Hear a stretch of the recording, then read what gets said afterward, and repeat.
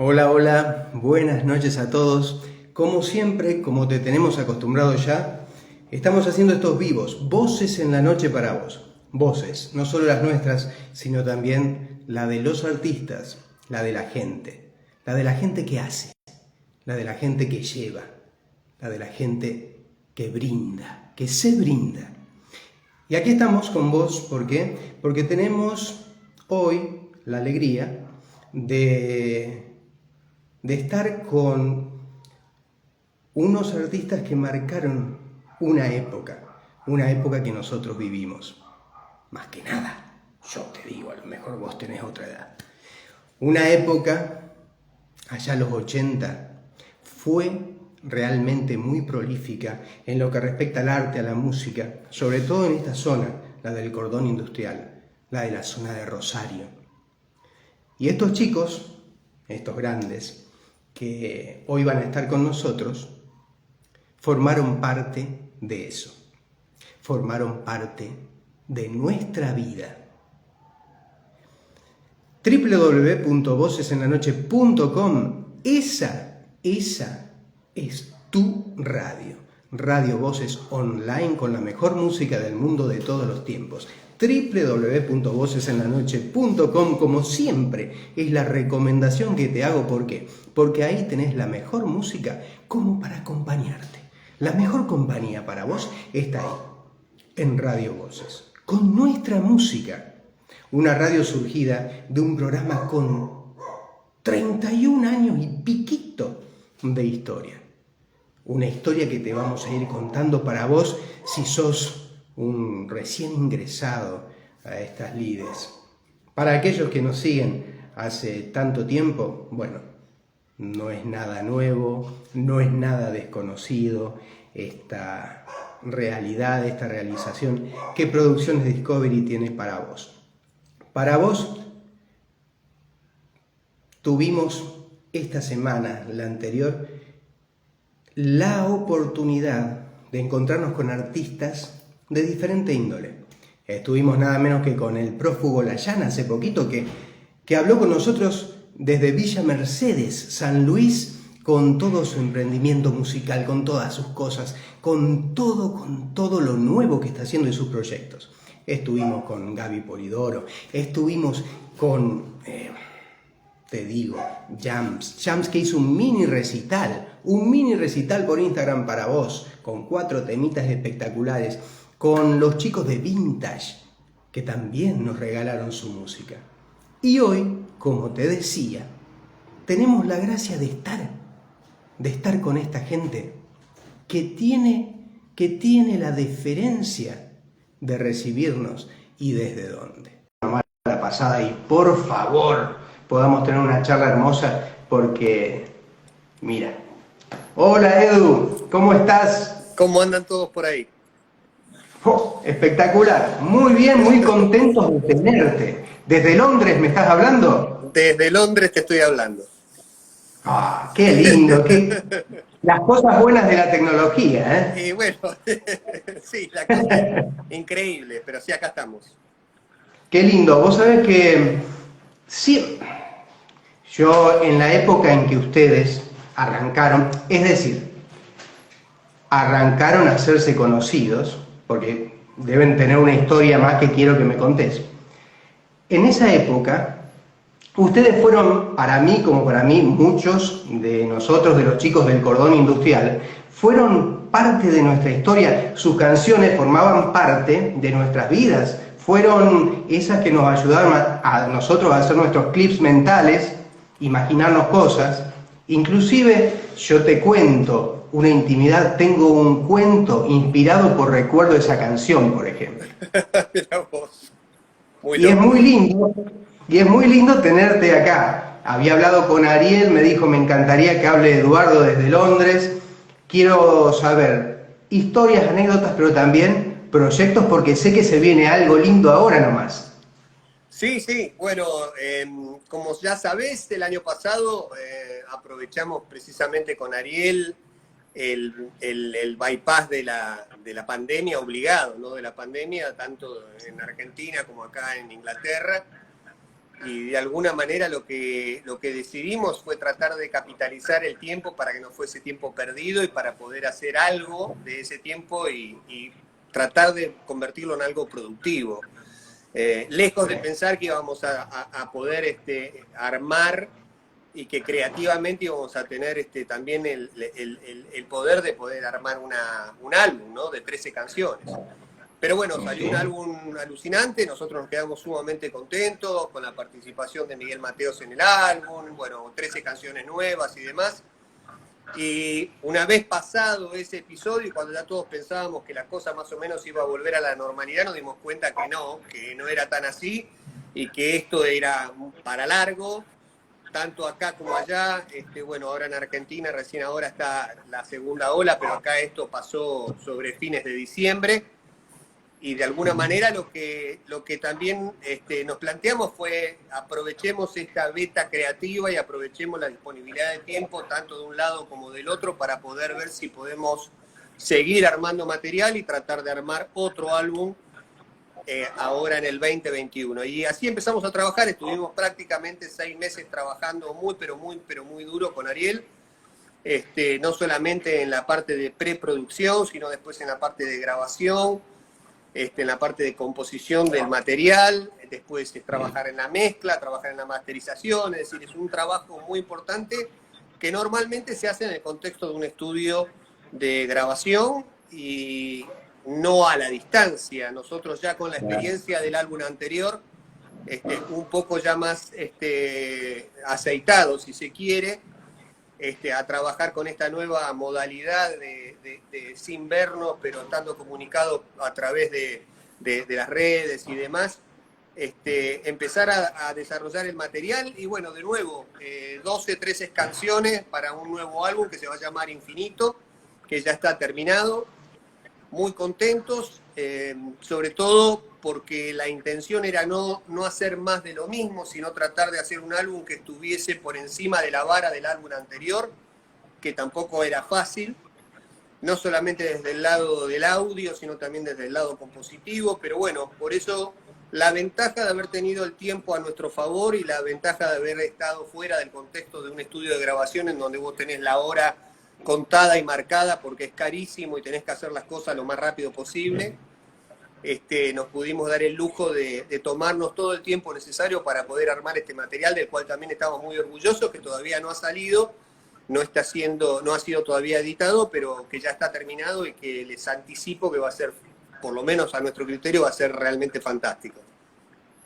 Qué lindo, Edu, lo que me contás, porque ahí se nota bien la química que hay entre ustedes dos, aún a la distancia. Porque una cosa es estar juntos en el estudio, imaginar, hablar, y no a través de, qué sé yo, una composición que hizo Ariel, que te la manda a ver qué letra le mando, cómo mando las voces, no es lo mismo.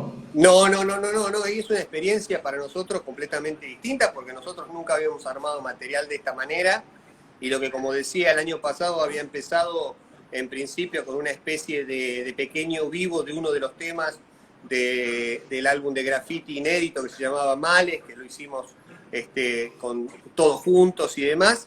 Eso derivó en tratar de ver si podíamos grabar algunos temas, lejos de la intención de grabar un álbum.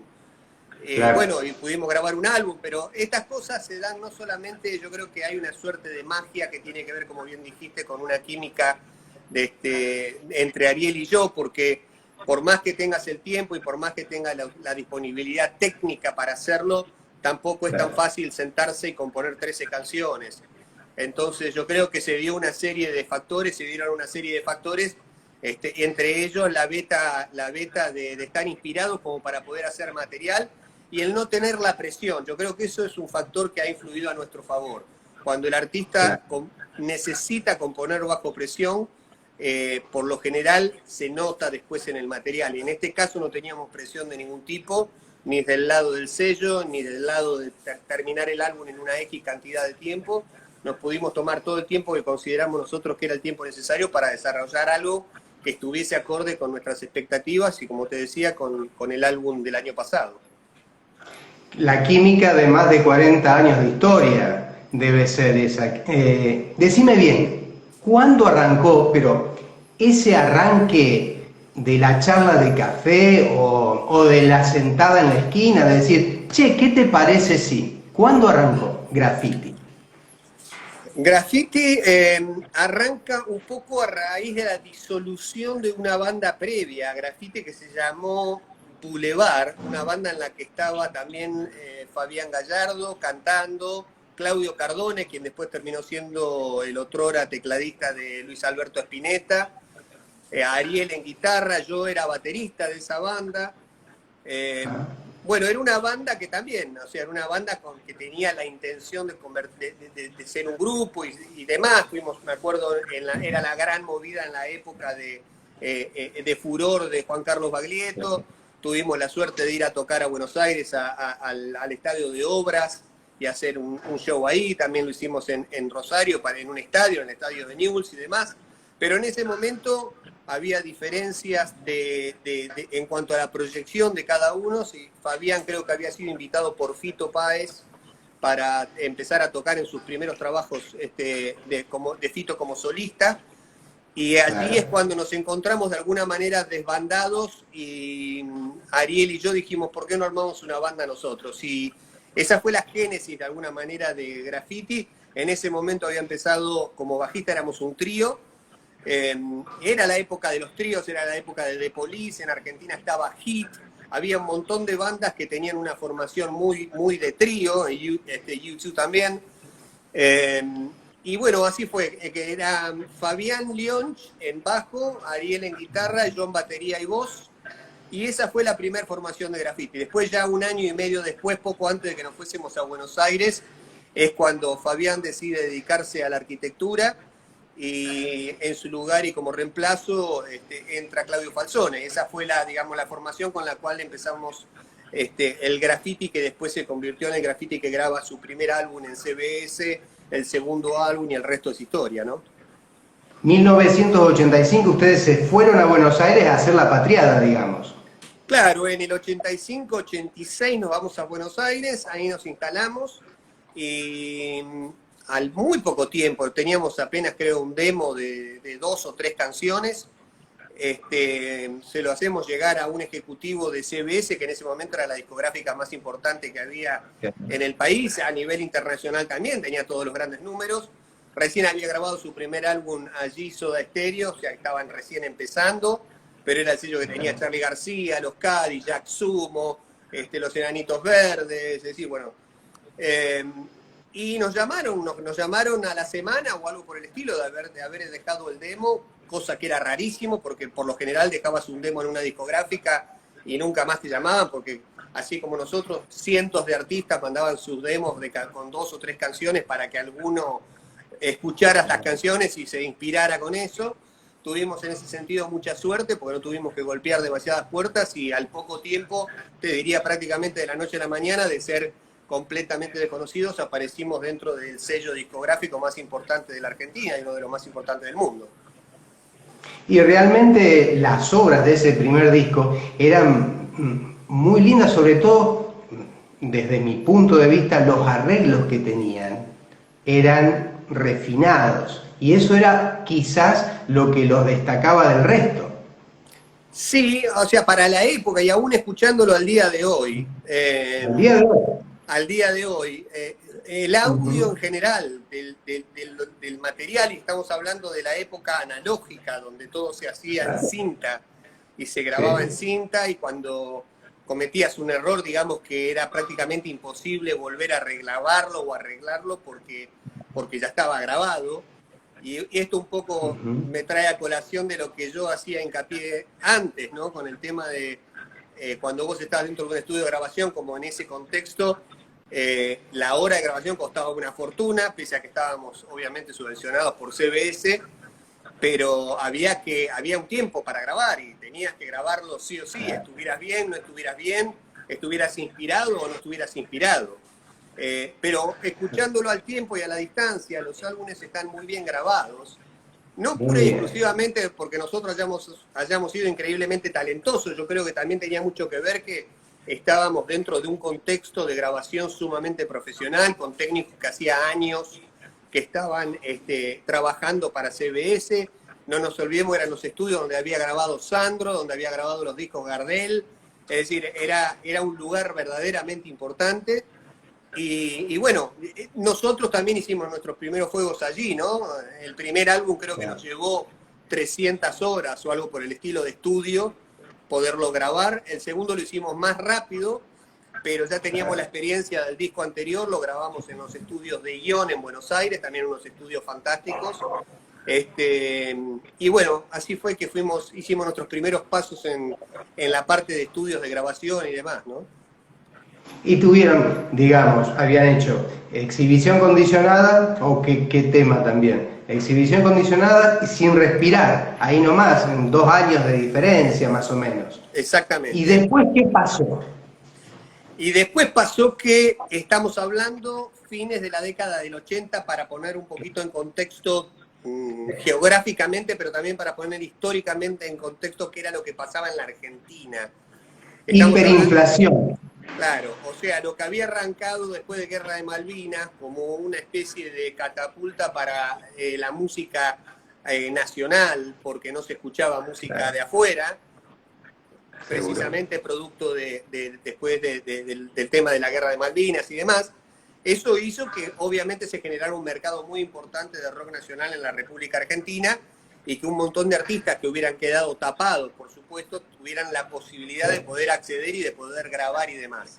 Sobre fines de los 80, la situación se revirtió de alguna manera por una serie de factores. Primero, por una gran debacle socioeconómica que sufrió la Argentina sobre fines de la década de los 80. Era un periodo de transición muy importante, de hiperinflación, de saqueos en supermercados. Bueno, era una época muy, pero muy difícil. Y eso conllevó al mismo tiempo que las discográficas empezaran a flaquear, muchas de las cuales, la mayoría, diría yo, terminaron o quebrando o desapareciendo. De hecho, CBS desaparece, la compra Sony, desaparece como CBS y poco tiempo después venden los famosos estudios de grabación de los que yo hacía mención, que habían históricos estudios de grabación de ahí de la calle Paraguay en Buenos Aires. Y desaparece el sello discográfico, literalmente, sobre fines de los 80, más allá de toda la cuestión socioeconómica de la Argentina, que no ayudaba en lo más mínimo, también creo que desaparece una era desde el punto de vista musical. Y todas las bandas de rock y de pop que habían tenido su apogeo en toda esa década que arranca a principios y termina a fines de los 80, después se ven eclipsadas por el advenimiento de la música tropical, que empieza a tener en Argentina en particular muchísima más preponderancia, muchísima más participación con programas de música tropical que duraban 7 horas por día y que de alguna manera el público empieza a comprar, entre comillas, como alternativa para paliar el desencanto y la frustración de vivir en una situación socioeconómica tan triste y tan penosa como la que se vivía. Y eso de alguna manera, consciente o inconscientemente, termina diluyendo y destruyendo ese gran movimiento de rock en la Argentina. Paralelamente y por motivos completamente distintos, el rock y sobre todo el rock sinfónico de los 70 y de los 80 también empieza a desmembrarse y a desaparecer a nivel mundial, ¿no? Las grandes bandas, Pink Floyd, a nombrar, sí, por supuesto. Empiezan a desaparecer los solistas y demás porque entra otro tipo de música en el mercado. Es el fin de una era, de la era analógica, y el comienzo de una era completamente distinta, la era digital. Y musicalmente, lo que decía yo, en Argentina en particular, en Sudamérica y en Argentina en particular, la aparición del movimiento de música tropical que arrasa masivamente con todo y deja literalmente fuera de contexto todo lo que tenía que ver con rock o con pop o con rock de esa época en particular. Claro, Edu. ¿Y ahí fue que decidiste irte a Europa? Claro, en ese contexto precisamente yo me doy cuenta de dos cosas. Primero, que la economía iba de mal en peor. Mucho no me equivoqué en ese sentido. No, para nada. Y después me doy cuenta que musicalmente nada de lo que a mí me gustaba y me interesaba, nada de las bandas con las que yo había crecido, que acabo de mencionar algunas, Pink Floyd, Led Zeppelin, Supertramp, Tears for Fears, cualquiera de todas esas bandas, sus solistas, increíbles, Paul Young, de esa época tan fantástica, Mr. Mister, en fin, infinitas. Nada de eso tenía cabida dentro de un mercado donde lo que se escuchaba era cumbia. Había básicamente dos opciones. Como músico medianamente serio había dos opciones. O dedicarte a la música tropical o irte a otro lado a tratar de seguir haciendo lo que uno le gusta hacer. Y esto es sin desmedro. Me hiciste acordar a Misterio, ¿te acordás? El grupo Misterio. Sí, ¿cómo olvidarlo? Pero bueno, era una situación muy complicada porque ¿cómo seguís haciendo ese tipo de música si, en un contexto donde lo que se escucha es música tropical? O sea, realmente era una disyuntiva terrible para un músico. Así que bueno, yo tuve la oportunidad por un lado y la suerte de poderme ir y de poderme ir a un lugar donde para mí era una fuente de inspiración de todo lo que tenía que ver con el background de música que yo había escuchado durante toda mi vida, de haber escuchado Emerson, Lake and Palmer, de haber escuchado Yes, de haber escuchado las grandes bandas de rock de la historia mundial que venían de esa isla en Inglaterra y poder tener la suerte de ir allí, ¿no? Y tratar de por lo menos de vivir un poco de ese ambiente, donde todavía la música tropical no había llegado, y no llegó. No llegó. Pero, todavía no. Claro, hubo otros que no pudieron y se tuvieron que quedar y adaptar a lo que había. Pero bueno, esas son ya decisiones muy personales, ¿no? Seguro, más vale.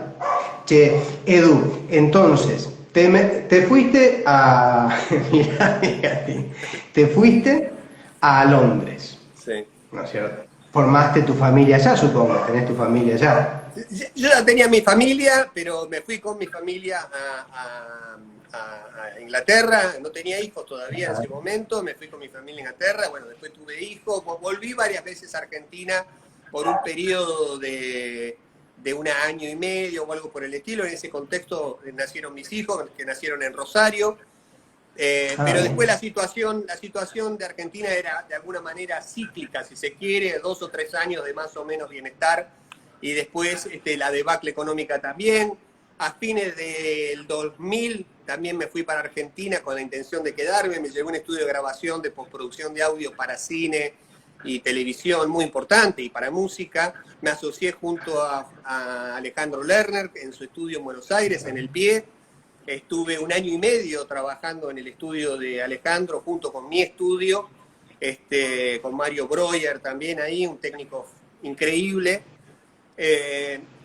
haciendo música para cine y grabando discos. Grabamos de hecho uno de los discos de Alejandro, que en ese momento se llamaba Si querés saber quién soy, mezclando para grupos de afuera y demás, pero la situación de Argentina de nuevo volvía a ser cíclicamente desastrosa, y ahí fue cuando se viene la hecatombe del 2001, si no me equivoco, el famoso corralito y todo eso, y en ese contexto yo decido una vez más desarmar la carpa e irme a Europa de nuevo, porque me di cuenta que de alguna manera no importaba qué fuera lo que estuviese yo haciendo, era como estar permanentemente nadando en dulce de leche en un contexto donde era 1 de cal y 25 de arena.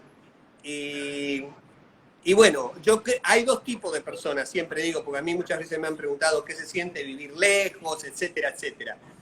Yo creo que está la persona que se queda y se queja todo el tiempo de que está ahí, y yo no soy ese tipo de persona. Yo prefiero o quedarme y no quejarme, es decir, asumir que estás ahí y es lo que te tocó y dale para adelante, o si te vas a quejar, es mejor que te vayas a otro lado. Así es. La queja es muy argentina, eso del tema es muy tanguero eso, ¿entendés? Es decir, la constante queja de que todo está mal y que esto y que lo otro. Y a mí me parece que llega un punto donde se convierte en un círculo vicioso del cual no podés salir. Es verdad. Personalmente yo prefiero quejarme menos y tratar de ocuparme o de entretener mi tiempo con las cosas lindas, que pasarme el tiempo quejándome de las cosas que no son tan lindas. Así que bueno, traté un poco de alternar las dos cosas, es decir, tratar de alguna manera siempre seguir ligado a Argentina, a mi ciudad Rosario, seguir manteniendo la beta musical de alguna manera el contacto con los chicos, seguir adelante con la historia de graffiti. Cada vez que yo vuelvo a Argentina y a organizar, que es una vez al año, juntarnos, tocar y demás, pero siempre tener de alguna manera el refugio de vivir en un lugar con un poquitito más de calma social y económica, como es en este caso Londres, ¿no? En Inglaterra. Y a través de Graffiti, un poquito la historia de Eduardo Carvi, sus idas y vueltas, vamos recorriendo, fíjate vos, la historia argentina de estas 4 décadas. Sí, tal cual. Lamentablemente es así. Tal cual. Vos decís que volvías, cada vez que volvías te juntabas, tocabas. Yo sé que en el 2009 hicieron una sala Labardem, estuvieron en el 2011 también, reintentando. Ahora te pregunto, yo sé que ustedes tocaron con Soda, con Sumo, con Los Abuelos, tuvieron la gracia de poder compartir escenario con ellos y ellos con ustedes, por supuesto. Te pregunto, ¿cómo es grabar con un tipo como Mateo que no es de hacer fit con cualquiera? Fue por un lado fue una sorpresa muy interesante porque nunca nos habíamos propuesto ni siquiera sugerirle a Miguel que participara en el álbum, básicamente por el contexto, por el motivo de que sabemos que Miguel, bueno, más que nada Ariel, que es guitarrista de Miguel desde hace 15 años, Ariel sabe muy bien y mejor que nadie que Miguel es una persona muy específica a la hora de laburar, como artista que es de 4 décadas de estar en el tema y el palo, realmente no necesita grabar con nadie, y él es muy celoso y muy cerebral para hacer lo que a él le gusta, cómo le gusta y con quién le gusta. Por eso no es un artista que veas trabajando con otros artistas o trabajando en colaboración en otros discos. Es decir, él es muy celoso de su obra y está bárbaro. Y es ese tipo de artista, es un artista que a él le gusta hacer algo, lo que él hace a su manera y no estar participando como otros artistas que participan en distintos álbumes, por ahí de distintos estilos musicales y demás. Cuando habíamos terminado ya el álbum anterior, Graffiti 3, Ariel le hace escuchar el material a Miguel, que estábamos en el medio de la pandemia, Miguel estaba con su familia en Cariló, y bueno, escuchó el material y Ariel me manda un mensaje y me dice, mirá, escuchó el material Miguel y le pareció bárbaro. Y le gustó mucho, de hecho empezamos a charlar sobre la posibilidad de que cantara algún tema y él mismo me dijo, elijan ustedes un tema y yo con mucho gusto participo. El mismo Ariel estaba sorprendido porque no es una actitud típica de Miguel eso, ¿no? Por supuesto que a nosotros nos alegró, nos pareció un acto de su parte de generosidad muy grande, porque realmente no lo necesitaba hacer. Y también, de alguna manera, nos enaltece el hecho de que un artista del calibre de Miguel se haya fijado en el material de nosotros al extremo de pensar, yo puedo poner mi voz ahí, puedo sumar algo artísticamente.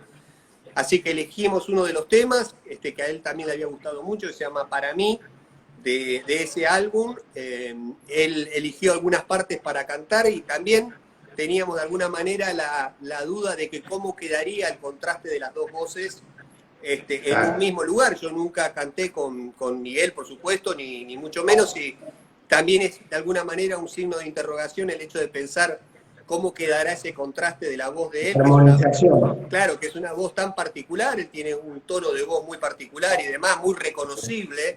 Vos escuchás una canción de Miguel e inmediatamente te das cuenta que es él, en combinación con la mía. Así que bueno, cuando escuchamos el tema terminado, la verdad que nos sorprendimos gratamente porque a mí me parece que queda muy lindo, que las dos voces se contrastan muy bien. Y el tema pasó como a otro nivel, lo usamos después como tema obviamente de corte, no solamente por el hecho de que por supuesto estaba Miguel y así lo ameritaba, sino también porque verdadera y honestamente nos pareció que el tema había pasado a otro nivel y nos gustaba muchísimo, así que ese fue de alguna manera, casi te diría, por coincidencia, cómo aparece Miguel en ese tema en particular y dentro de ese álbum de graffiti el año pasado. Y fue un espaldarazo, por supuesto, para ustedes. Pero a su vez, sé que también Alejo metió bata, ¿no? Alejo metió algunas baterías también. Uno de los digamos, de las, si se quiere, challenges que teníamos era cómo grabar las baterías a la distancia, ¿no? Es decir, Ariel en su estudio en Buenos Aires, por supuesto, se las arregló para grabar guitarras, para grabar bajos, para grabar algunos teclados. El tema de la batería es mucho más complejo porque necesitas un contexto acústico muy, pero muy específico para poder grabar y para que tecnológicamente y auditivamente tenga la calidad de un estudio de grabación, como si estuviese grabando en un estudio de grabación. Y bueno, ahí aparece Alejo, que grabó algunas de las baterías. También de la misma manera, Ariel le hizo escuchar los temas y él encantado se ofreció para grabar algunas baterías y tocar arriba de los temas y grabar algunos de los tracks de batería, que también nos encantó. Charlie Jardina, también bajista de Miguel, grabó algunos bajos. Y así fuimos, fue literalmente un rompecabezas, ¿no? Como fuimos armando el material, ¿no? Algunos teclados, cuando le enviamos el material a nuestro amigo Gustavo Sacchetti, a su estudio, tiene un estudio increíble en Cancún, México, para que hiciera la parte de masterización. Él como tecladista también agregó y aportó algunos teclados. Así que eso que empezó y de composición y de ensayo entre Ariel y yo se terminó poco a poco convirtiendo en una especie de rompecabezas donde fueron apareciendo todas estas personas y que conformaron ese álbum de 13 canciones, ¿no? Edu, ¿qué hora es en Londres? Las 11:30, hay 4 horas de diferencia. Bueno, estoy muy, muy agradecido que vos tengas la deferencia de recibirnos en tu casa a esta hora de la noche. Para colmo, allá son menos noctámbulos que acá. Sí, está bien, pero no te olvides que yo sigo siendo argentino, así que para mí Sí. a las 11 de la noche todavía es relativamente temprano, ¿no? Para los ingleses sí, porque ellos se duermen a otra hora, Claro. pero no hay ningún problema, es un placer, en serio, muy grande. Una pregunta, antes de entrar a lo nuevo, a lo que van a presentar ahora, el 30 de abril. Una pregunta. Como te decía, bueno, exhibición condicionada, después sin respirar, todos los temas de los 2 discos fueron marcando nuestra adolescencia. Pero como te decía, recuerdo esa canción, marca algo, un clic en mí, porque no sé, viste que toda canción tiene algo de magia, que esa conjunción de letra pero también con música es lo que te hace sentir algo. Y muchas veces tengo empezada una novela que habla de eso, de cómo la obra sale del autor de una determinada manera, por una determinada inspiración, por un determinado clic, por una situación o no, y en el que llega, en el oyente, en el escucha, en el seguidor, de otra forma llega. A mí me pegó de una manera. Yo quiero saber cómo nació especialmente esa canción. Exhibición Es condicionada.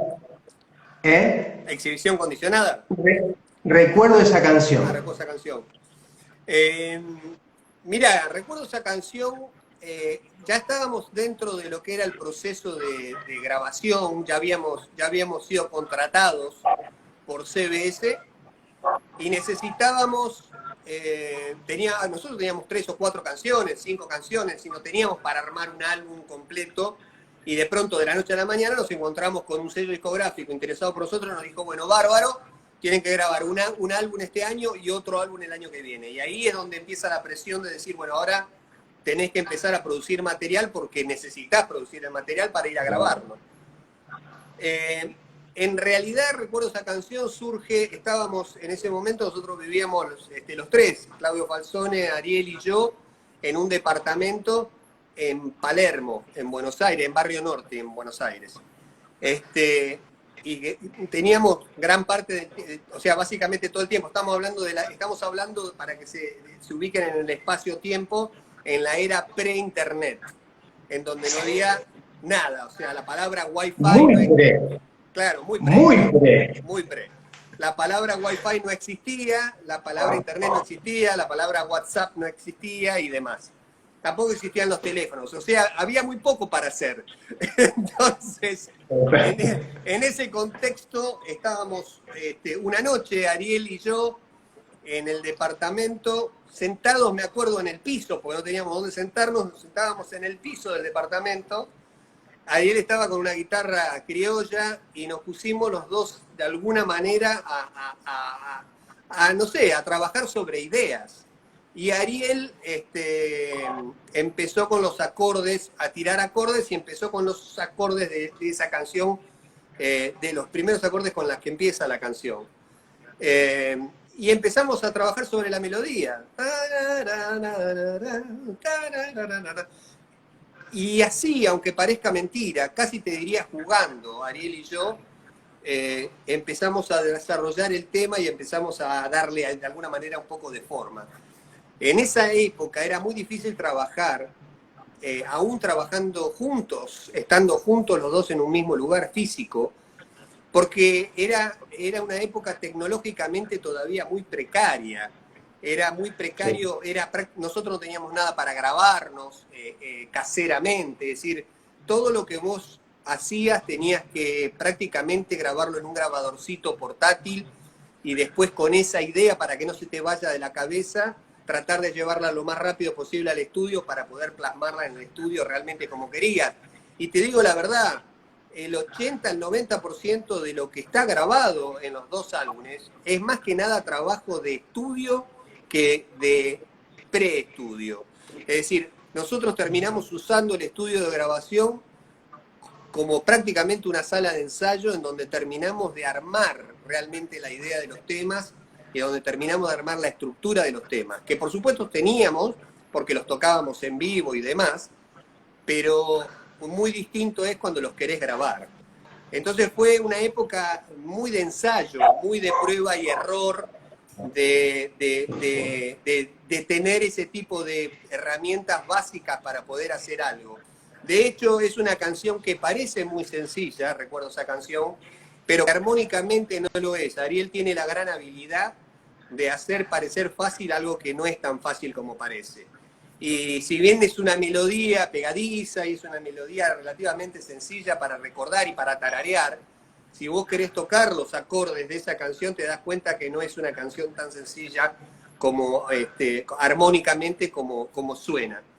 Pero bueno, así fue el origen, sentados en el departamentito de calle Juncal y Salguero, sentados en Buenos Aires, sí, con Ariel.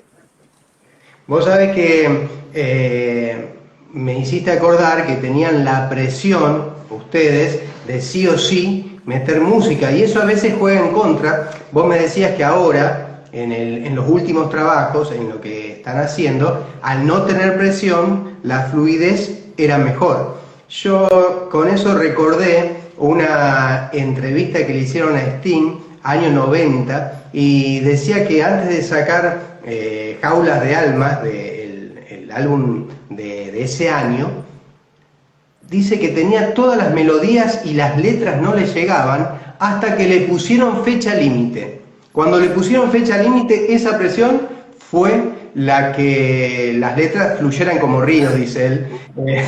Y bueno, viste cómo la creatividad es diferente en diferentes personas. Eduardo, las letras del grupo, ¿son tuyas? ¿Eran en conjunto? Esencialmente, por lo que veo, yo te veo más a vos por las lyrics y a Ariel con la música. Sí, tal cual. En ese sentido, en la banda siempre tuvimos los roles muy definidos. Ariel siempre fue el tipo que se desarrolló magníficamente en la parte del armado armónico y del armado de la canción desde el lado de lo musical. Él tiene una visión y de alguna manera queda demostrado en el material que hicimos en Graffiti 3 y el material nuevo de este año, en Graffiti Infinito. Él tiene una visión muy conceptual de lo que quiere hacer antes de hacerlo. Claro. Esto casi te diría que tiene como una especie de visión virtual de lo que va a ser la canción cuando todavía ni siquiera tocó una nota de la canción. Y eso no es común de encontrar, no es algo que, no importa lo bien que puedas tocar un instrumento, lo bueno que puedas hacer tocando una guitarra o un teclado o lo que sea. Él tiene la visión de un productor musical, en el sentido de que a la hora de componer, él puede visualizar cómo la canción estructuralmente tiene que ir o para dónde, antes siquiera de tocar un acorde. Y eso a él le permite jugar armónicamente con un montón de cosas, sobre todo porque él es multiinstrumentista, es decir, Ariel puede tocar teclados, Ariel toca obviamente el bajo. Repito, todos los bajos de Graffiti 3 los toca él, excepto 2 o 3 que los tocó Charlie Jardina, y todos los bajos de este último álbum los toca Ariel. Obviamente todas las guitarras y demás. Es decir, él es en ese sentido muy cerebral a la hora de laburar y a la hora de planificar mentalmente la estructura, la onda, la orientación de cada canción. En lo que a mí respecta, a mí me gusta trabajar con colores visualmente, es decir, cuando yo escucho algo que Ariel me manda, a mí se me representa en colores en la cabeza. Cada acorde que Ariel pone y sobre todo la cadencia de acorde, es decir, cómo un acorde pasa a otro y así sucesivamente, a mí personalmente me genera una gama de colores. Y esa gama de colores mental a mí me lleva para un lugar o para el otro. Y por eso a mí siempre me resultó relativamente natural y orgánico ser el que escribe las letras. Porque es como que así como él puede visualizar la parte musical, yo puedo visualizar la parte literaria de la canción. Es decir, ¿qué es lo que está queriendo decir Ariel con esta secuencia de acordes? Ariel no sabe de qué va a hablar la canción, no sabe, yo nunca le mando a él una letra para que él la musicalice, como pasa en algunos casos. Si agarrás el caso de Elton John, ninguna letra la escribió él porque las escribe Bernie Taupin. Y es al revés, es decir, Bernie le pasa las letras a Elton y él les pone música. Bueno, en nuestro caso la sinergia es al revés. Ariel es el que manda el tamiz musical sobre el cual yo tengo que visualizar para qué lado tal vez va la canción. Y cuando yo logro identificar eso, me resulta casi te diría natural hablar de tal cosa o de tal otra. Es decir, llevar la letra de la canción y la melodía de la canción hacia un lado o hacia el otro, ya sea que sea más rockero o que sea más melancólico, si se quiere, que sea una canción más entrañable o que sea una canción más política o lo que sea. Entonces, esa química se da de forma natural. Nosotros no nos proponemos, mira, vos haces esto y yo hago aquello. Naturalmente con Ariel siempre hemos tenido esa suerte y gracias a Dios, ¿no? Esa química de saber complementarnos el uno al otro. Por supuesto te lo estoy graficando de una manera muy escueta, pero esto tiene mucho de ida y vuelta, donde por ahí Ariel me manda una cosa y yo le digo, mira, ¿y por qué no probás esto o probás aquello? Y viceversa, yo le mando a Ariel seguramente tomas de voces y él me dice, me gusta mucho más para este lado que para este lado. Los dos tenemos en ese sentido la cabeza abierta y nos sabemos escuchar, que es muy importante también, es decir, los dos sabemos escuchar al otro. Y en esto es muy importante cuando uno compone de a dos, porque cuando uno compone como solista, vos componés lo que crees que es lo mejor y no tenés a nadie que te cuestione porque estás componiendo vos para vos mismo. Pero cuando vos componés para una banda, y sobre todo cuando componen dos personas, es muy importante tener la humildad, si se quiere, de escuchar al otro y tratar de adivinar para qué lado la canción tiene que ir, porque en definitiva el beneficio es siempre para la canción. Esto no se trata de un crédito ni para uno ni para el otro, sino para la canción. ¿Cómo podemos hacer para que la canción, claro, que la canción llegue a donde tiene que llegar y sobre todo le llegue a la gente, claro, más allá de lo que vos o yo pensemos? Por supuesto. Y ese literario cromático que sos, por lo que veo, no solamente, digamos, encontrás en esos colores que te genera una composición, la letra o la emoción que te genera, sino también por lo que estuvimos hablando y por lo que te voy conociendo en estos pocos minutos de charla, sos un inconsciente, digamos, crítico social, un analista social. Y a lo mejor eso también es lo que te llevó a escribir Cansados de retroceder. ¿Quién era ese nene que no era ya el mismo? Aunque parezca que sí. Vos fijate una cosa, cuando vos escuchás canciones y escuchás y analizás la letra de la canción, o sea, las canciones llegan por una serie de razones, ¿no? A la gente.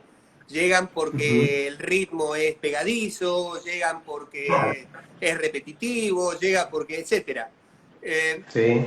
Cuando vos escuchás canciones de determinados artistas, cuando vos escuchás canciones de Depeche Mode o de bandas de ese tipo, que no escriben, digamos, canciones para simplemente divertir a la gente o para que la gente baile, sino también para que la gente piense, y empezás a analizar, siempre hay como una especie de cuestión que puede ser autobiográfica, pero que también es de alguna manera muy observacional, si es que existe la palabra.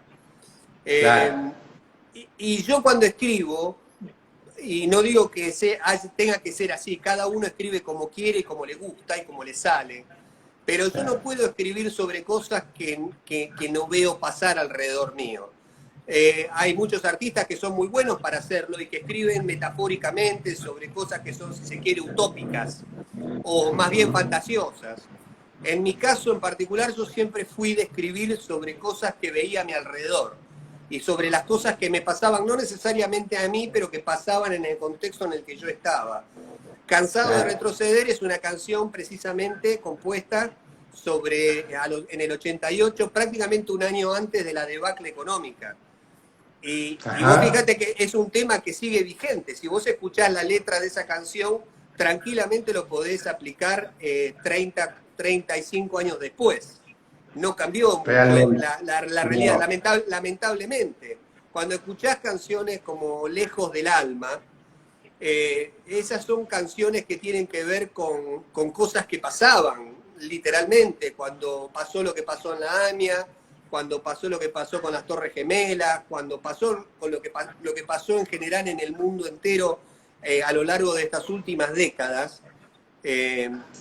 Esa canción tiene que ver con eso, tiene que ver un poco con la miseria humana, ¿no es cierto?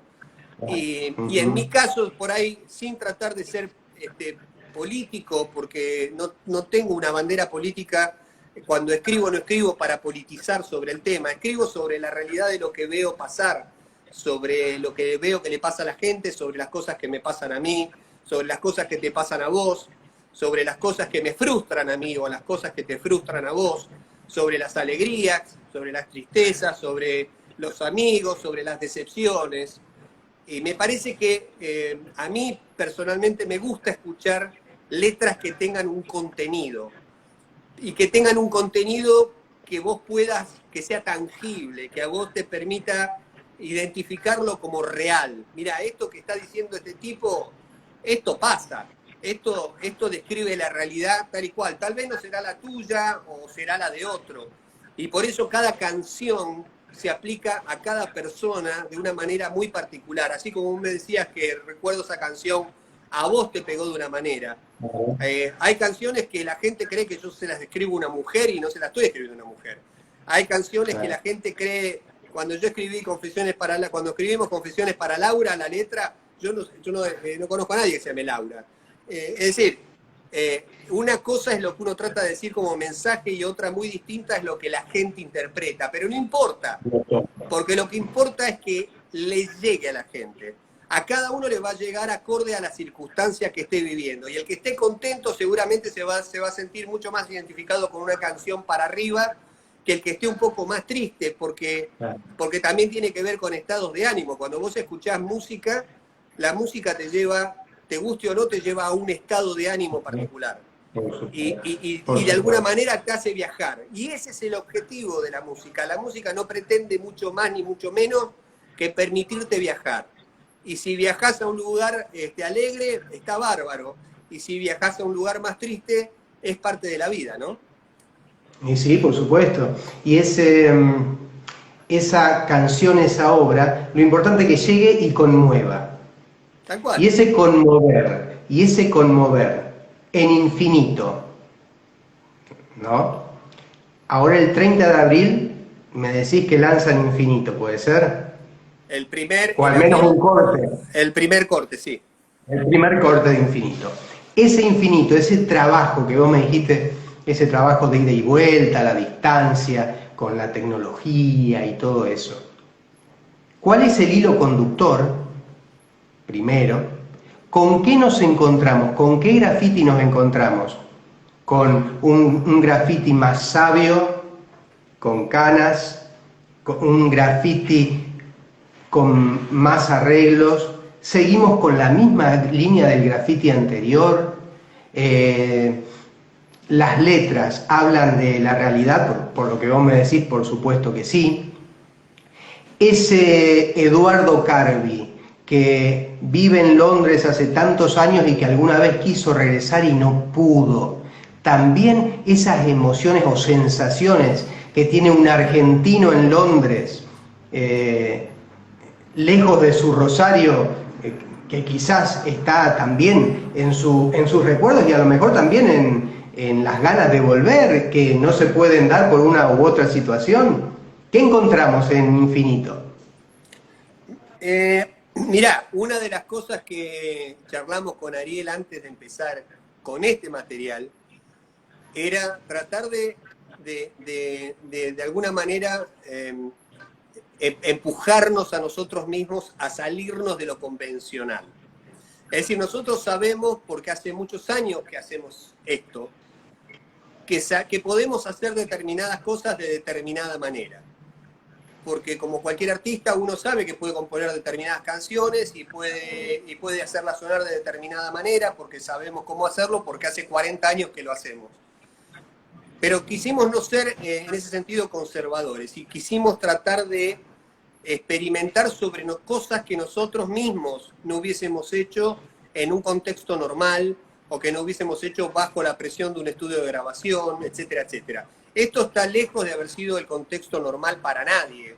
Es decir, que la gente haya estado literalmente guardada durante 1 año y medio en su casa es raro.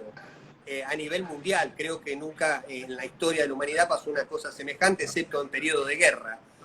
Pero el hecho de haber estado también experimentando, cada uno a su manera, a la distancia, con su familia, sin su familia, lejos, sano, enfermo o lo que sea, esto no te hace impermeable.